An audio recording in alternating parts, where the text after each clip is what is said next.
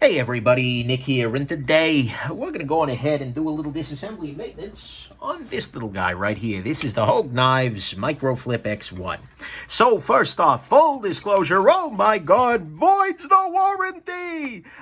This is the little sheet that they include with the knife, and it says right there, do not disassemble. Your Hogue knife was professionally assembled and adjusted for lifetime operation.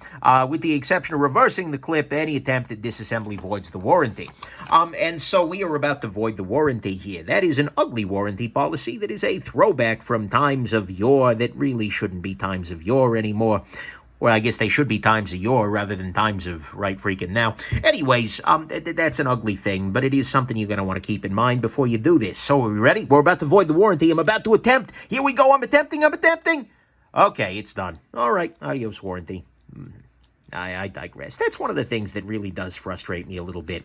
Luckily, there's not much in the way of thread locker on this guy, so I don't have to worry too much about it, but that always does frustrate me. It's like, guys, come on.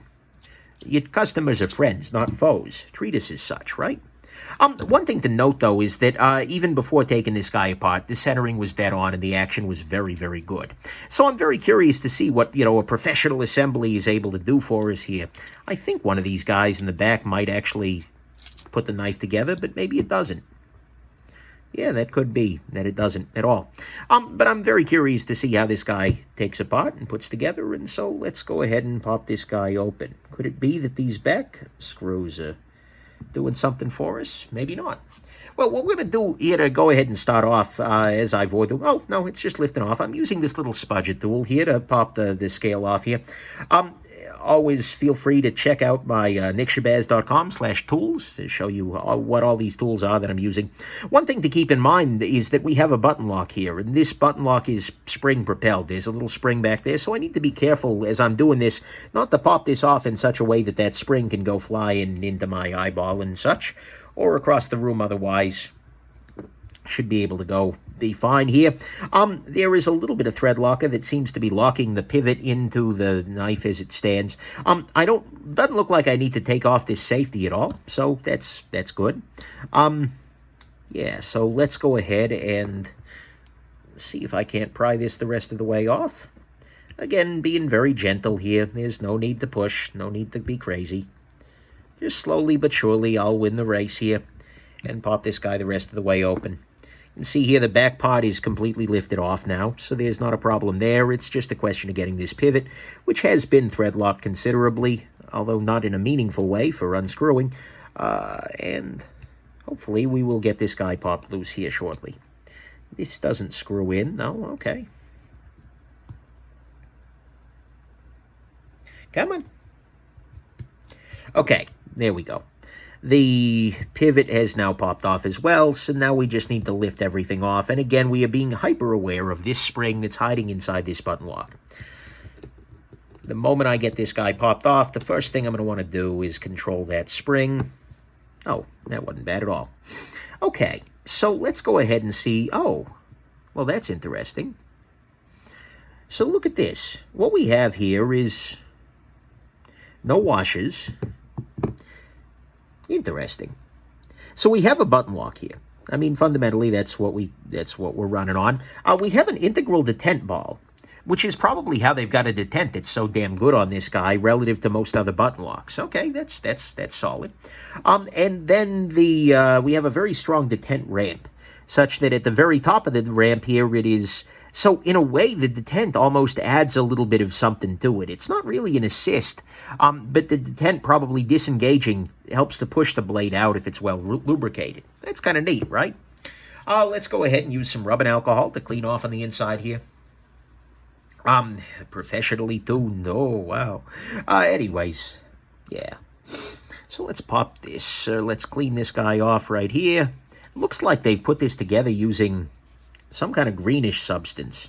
Almost looks like frog lube or something like that. Probably isn't, but we'll see. It's also worth noting that this looks like a very happy creature right down here at the end of the blade. So that's good, I suppose. I want my blade creatures happy. Okay, now I'm going to use a little bit of rubbing alcohol on a Q-tip and see if I can't get down into here and just clean that area out, as well as the inside of the pivot here. Beautiful. That should be good to go. does this pop out? No, this side of the pivot appears to be fixed and non-rotating. That's completely okay. I have no objection to that at all. Just cleaning that up there. I'll go ahead and, while I'm at it, clean off the pivot end here, just to make sure. Stop pin is, well, there's some gunk or another on it. Clean that off. And we are almost good to go. This is using some kind of an anodized, looks like anodized aluminum for this scale here. And they have gone the choice of not using any washers at all. The anodization is the only washer here. And so that really actually makes it even more impressive that the detent is as good as it is on this. I'm sorry, that the action is as good as it is on it, because it could very much be problematic. And by the way, this is the safety, so we can see here that when we slide this direction, it actually stops underneath the button lock and prevents the button from being pressed down any further. Here, I'll use the actual button lock. I'll install it here. When we put this in position, you can see here that it grabs underneath here, so this can't be pushed down any further. That's kind of a nice thing. So there's that. I'll clean off the button lock here and clean the detent ball, and we are ready to put this guy back together. I really don't get what they were all... And by the way, I don't know if I mentioned this, but it really... Oh, no, it does look like I had to take those two screws out. We can see here that there are two holes here, so these two screws go into these little holes here, and so it was necessary to remove these two to take the guy apart. Okay, let's go ahead. I'm going to put this guy back together using some 10-weight nano oil, although other solutions could work just as well. I put a little bit on the detent ball, just because there's that, and actually I'll do a little in this ramp generally. It's beautifully machined. But, yeah, because that'll just make things a little bit easier to, pop loose. I'll put a little bit of lubrication around the pivot here, as well as on this washer area. It is a raised area, kind of like a washer would be. So there you go. Go ahead and put the button lock spring back into position. I feel like I should be adding more stuff here, but I really shouldn't be, because there's no other stuff to add. So now here's a little trick I learned back when maybe a year and a half ago. For some button locks, it's actually helpful. You can't install the button lock while the the blade is fully down there. Instead, you actually have to lift the blade off a little bit on the pivot and then slide the button lock in, because otherwise the button lock will come out. That actually doesn't appear to be the case on this knife, so that's something to keep in mind. But, there you go. Let's go ahead, and I've got this guy, right now I actually have the blade halfway there because that keeps the button lock captive. But now we should be able to pop everything else back into position. I'm going to go ahead and use some thread locker here. I'm going to use some blue thread locker, blue Loctite. T8 all around. I really don't get why they're so worried about people taking this damn thing apart. It's not a hard knife to do. I mean, it would make sense if this was some kind of crazy spring-driven automatic-y affair. Actually, it doesn't even make sense then, because people still need to maintain the tools. But why they're so scared of their customers here is just beyond me. That's such an ugly policy. But the thing is, luckily, I know that history is on our side, so to speak. Time and again, we've seen makers have those kinds of policies, and time and again, makers have realized, hey, people don't like those, and stopped them. So hopefully Hogue is just going to have their, sooner or later, they'll wake up and smell the same coffee that, a bunch of other makers have found.